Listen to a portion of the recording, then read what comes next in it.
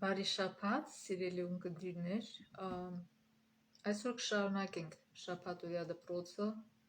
և ինչպես գիտեք ուսումնասիրում ենք այս Երեմիայի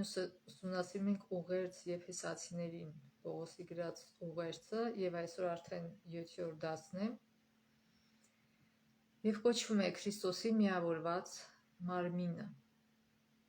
Հիշելու համարն է, և նա ոմանց տվեց առաքյալներ լինելու, ոմանց մարգարեներ, ոմանց ավետարանիչներ, ոմանց հովիվներ ու վարդապետներ,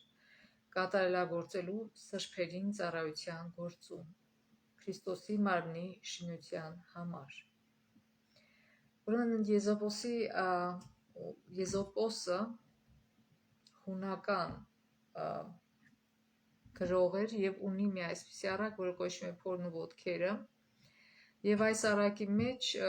փորն ու ոտքերը վիճում են իրար հետ, թե ով է իրանցից ավելի կարևոր։ Ոտքերը ասում է, ես ինքս եմ ձեզ տանում, այդքան ուժեղ եմ,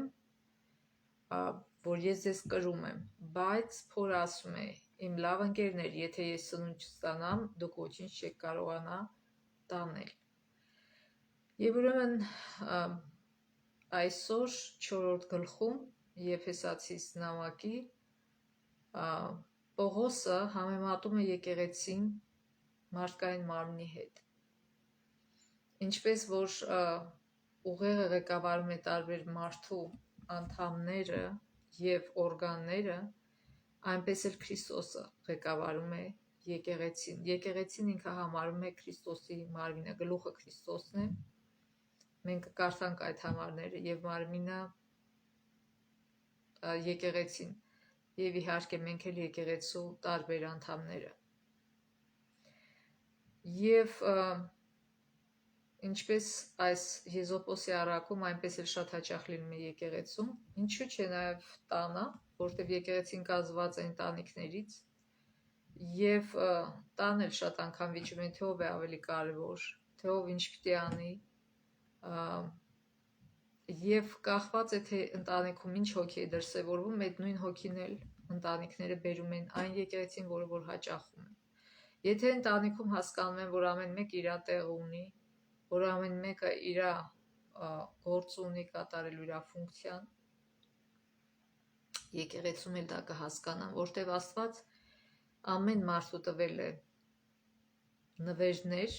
ինչպես գրվում է Աստվածաշնչում, այսքան տաղանդներ և ունակություններ, որոնք Աստված տվել է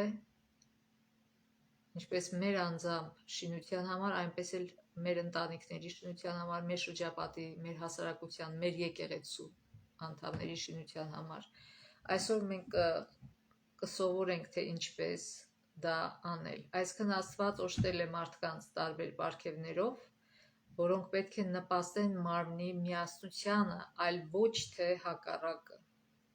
այլ ոչ թե մարդկանց կռվածնեն և իրարից հեռացնեն։ Ուրեմն կարդանք Եփեսացիս 4-րդ գլխի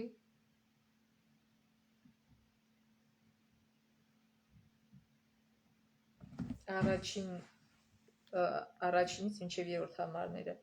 Արդ աղաչում եմ ձեզ ես Տիրոջ համար բանտարկյալս,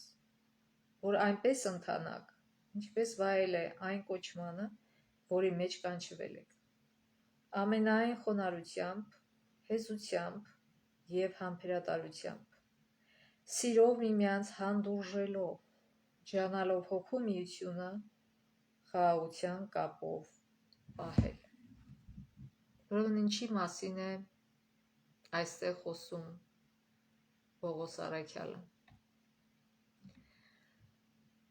Առաջինը խոսում է, որ ասում է ճիշտ ընթացեք, այսինքն ձեր հավատի համեմատ ճիշտ ընթացեք։ Խոսքը ոչ թե քայլելու մասին է, այլ ապրելու մասին, թե ինչպես պիտի ապրենք։